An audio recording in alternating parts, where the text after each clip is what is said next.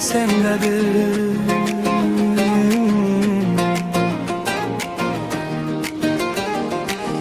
Ko'zing tushsa bu olamga tong o'tar, ko'zing ketsa dilim uzra tun yotar. Baxtim sening ko'ngling ichra jon topar. Ey dilbarim mendan yuz burma yo'q. Yo'lim tushdi yuragingning sohiliga, bir daryo misol o'qdim visoliga. Qaysi tomonga boqmayin bu dunyoda, senin gizing tushar ko'nglim yo'liga. Nafasim kaftimda titragan qushdir, qo'lingni siqma jonim qanoti sinmasin. Qo'llaringni och ey mehribon yor, hijronning shamoli oramizga kirmasin. Bir nafas so'ng ko'nglingni bo'shatgin, yillar yig'gan dardingni qo'yib yuborgin. Bir yomg'ir ostida ikki dil bo'lib, bir-birimizga singib jim turaylik. Qo'llaringni och yor, tunlarimiz tongga aylansin.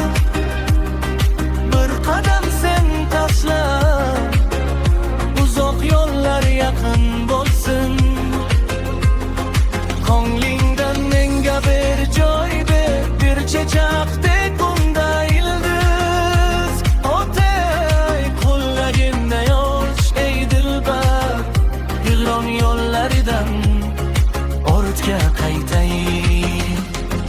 Kulgu kirsin yana yuzimizga, tong nuri tushsin ko'zimizga.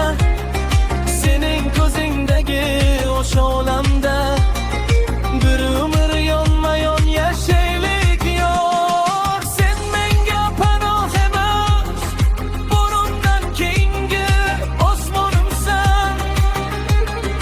Men yarim edim bu dunyoda, sen topgan butunligimsan.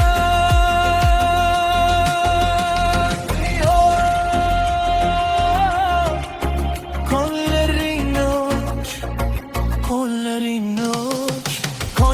Ko'ngilni so'zsiz anglasin, ikki sukut bir-birini to'sin. Visol kelgan shu sokin damda, yuraklar bir yurak bo'lib qolsin. Qo'llaringni och yor, qo'llaringni och.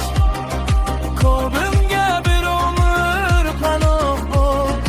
Qo'llaringni och ey mening yorim, bu ayriliq endi o'tga qar. Tonglar bizga kulib qarasin, gullar yo'limizga sochilsin.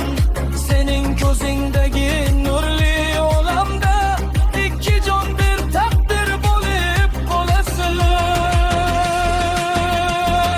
Ko'nglingdan menga bir joy ber, men o'sha joyida umrimni topay. Qo'llaringni och ey dilbar, hijronni ortda qoldirib qaytay. Kulgu kirsin yana yuzimizga, tong nuri tushsin ko'zimizga. Sening ko'zingdagi o'sha olamda birga yashab, birga qaraylik yor.